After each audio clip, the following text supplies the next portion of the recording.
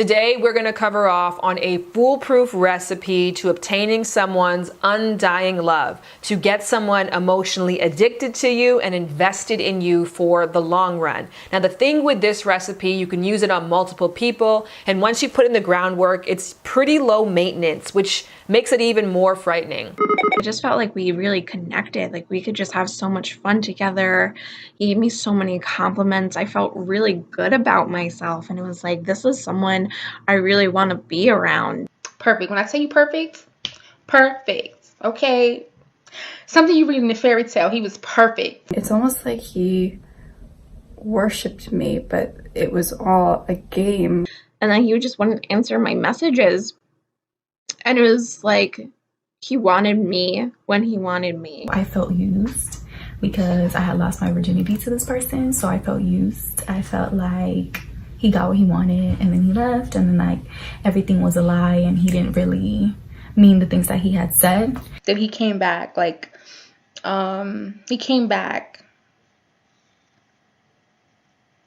nothing happened. And he would talk about how much I would make him feel loved and how much I would make him feel appreciated. And at that point, I really put him to the wall and I was like, I am rejecting you right now.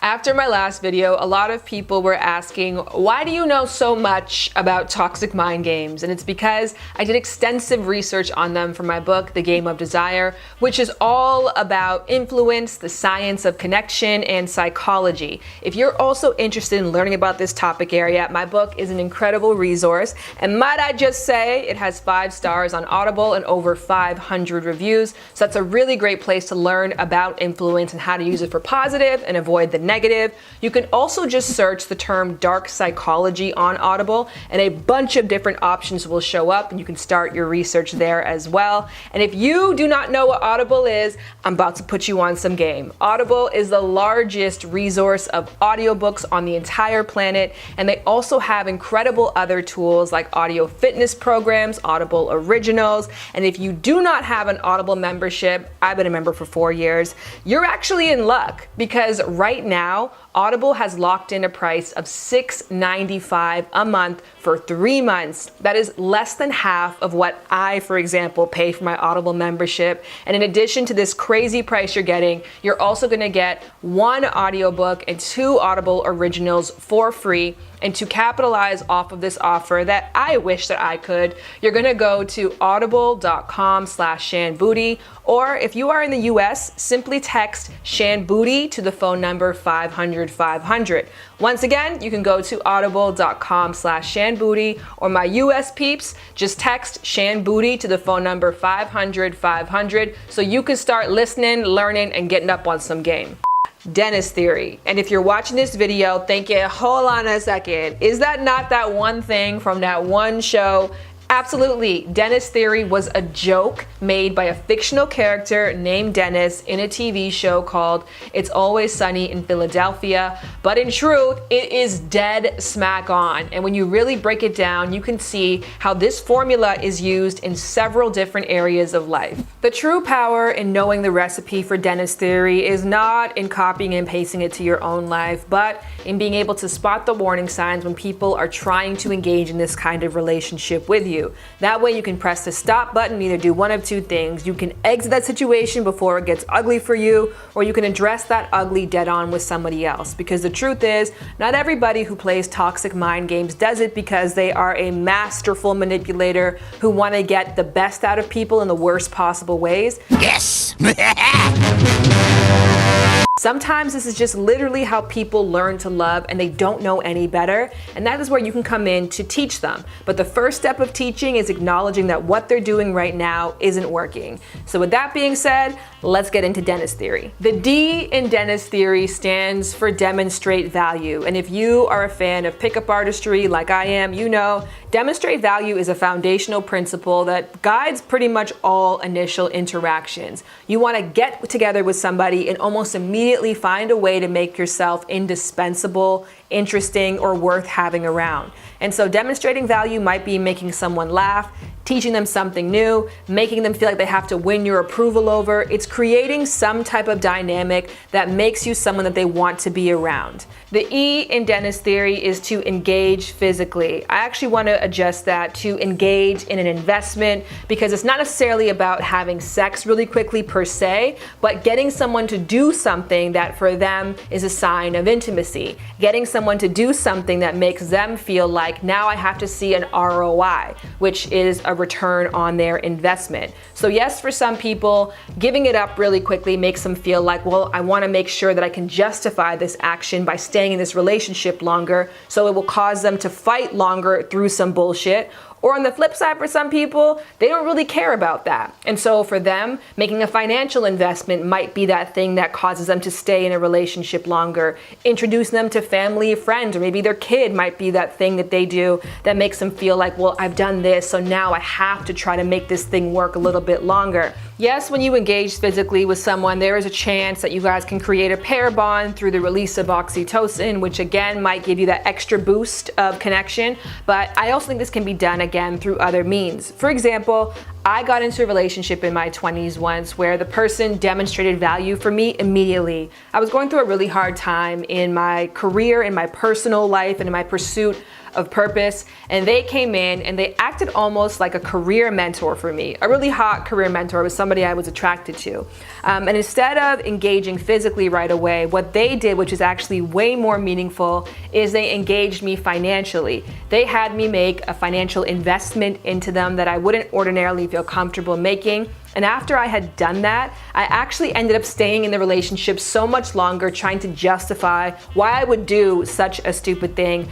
N is for nurture dependence. And nurture dependence can be done in one of two ways. It can be done a positive way, where this person, for example, calls you every day after work, so that is the person that you vent to all of the time. They can also nurture dependence by isolating you. So they create a us versus them feel, where they tell you that you can't trust anybody else and you need them for something, whether that be physical connection or love or the honest truth, whatever it is. They create this thing in your mind where you need this person if you want this really important part of yourself satisfied.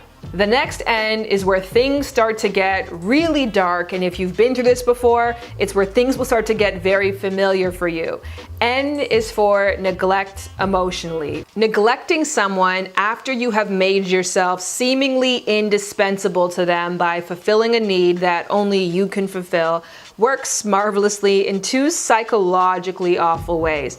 Number one, it presses on the other person's ego. It awakens their inner beast, because nobody wants to admit that one, they're not as great as they think they are, and thus when people get close to them, they tend to recede. Or two, nobody wants to admit that they were conned. So they will actually begin to overinvest to ensure that neither one of those two things could be true.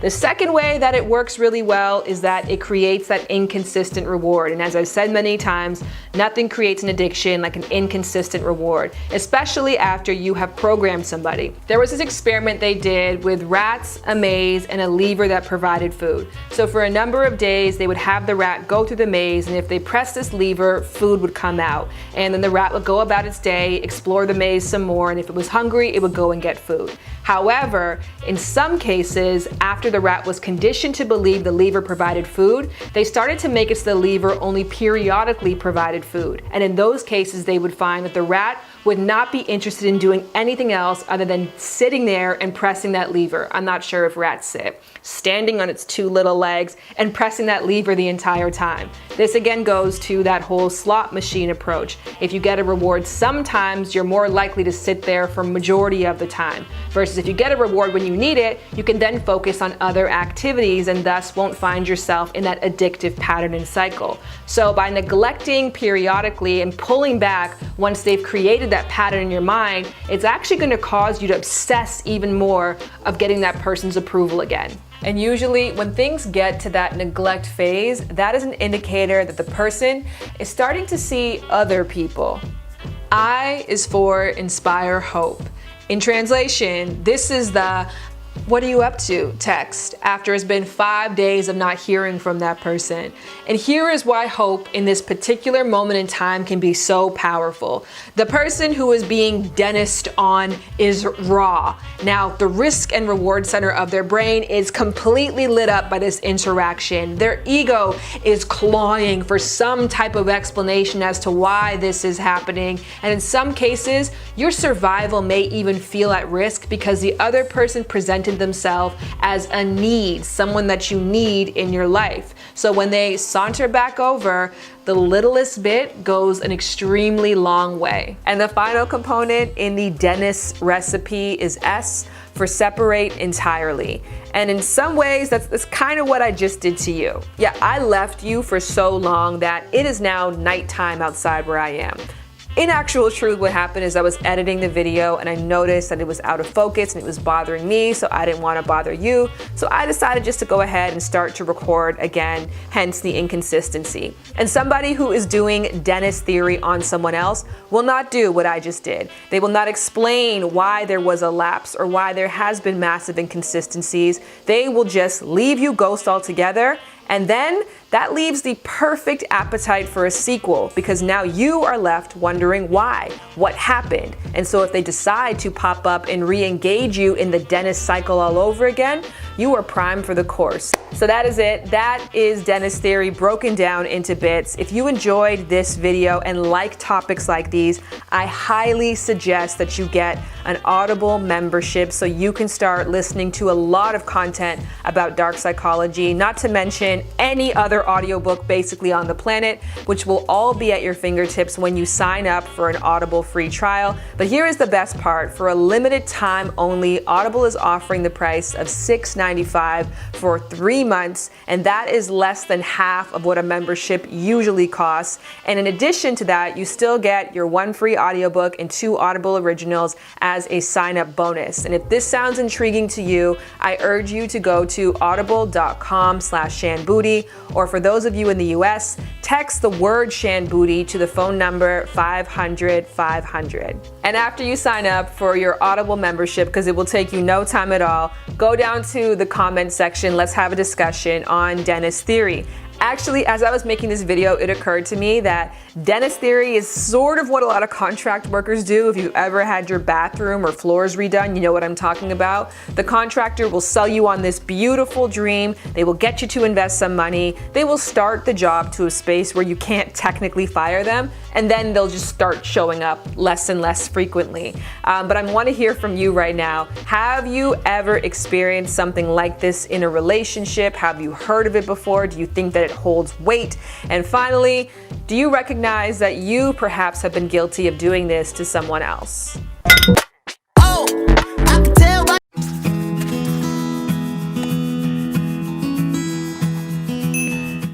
Hey there, welcome back to our channel.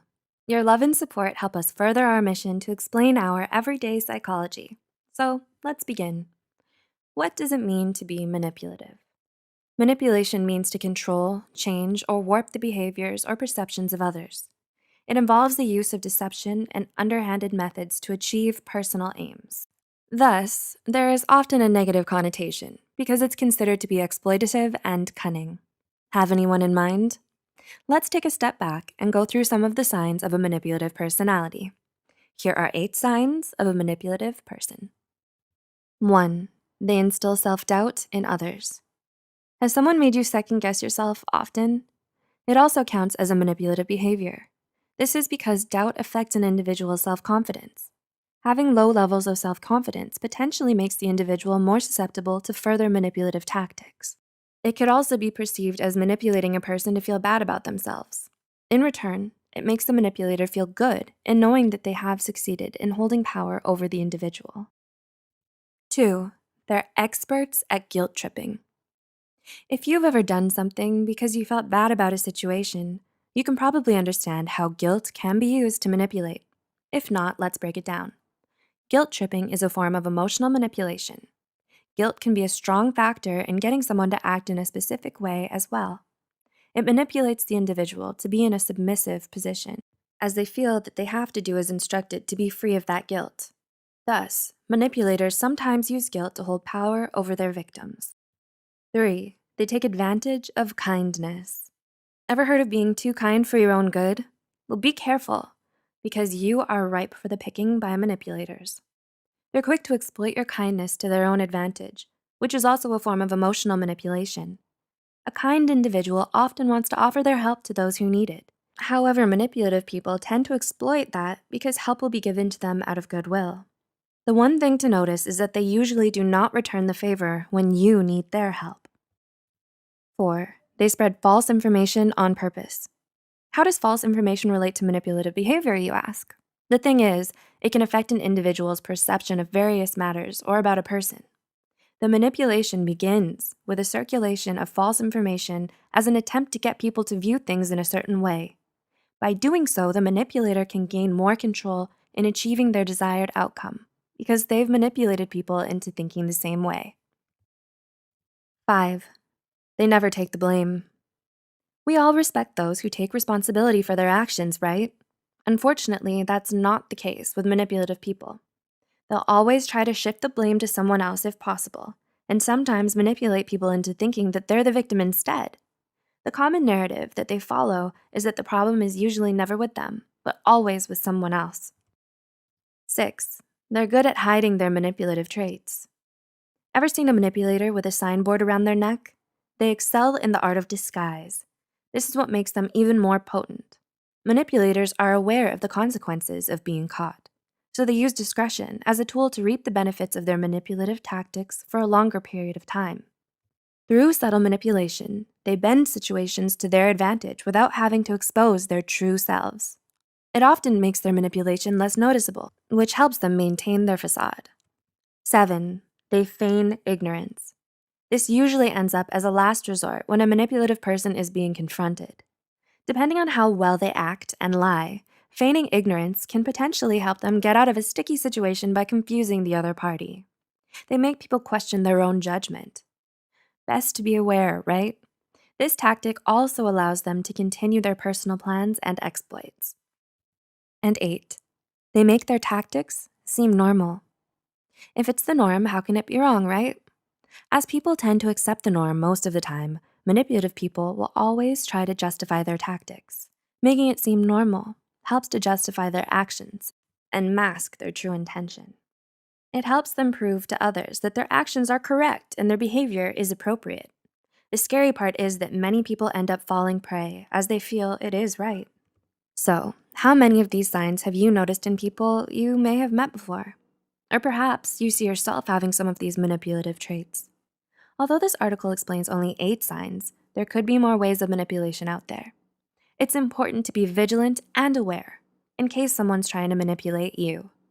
Let us know if you want a part 2. Also, share this video to help others find the answers they seek. Stay tuned for more psychology.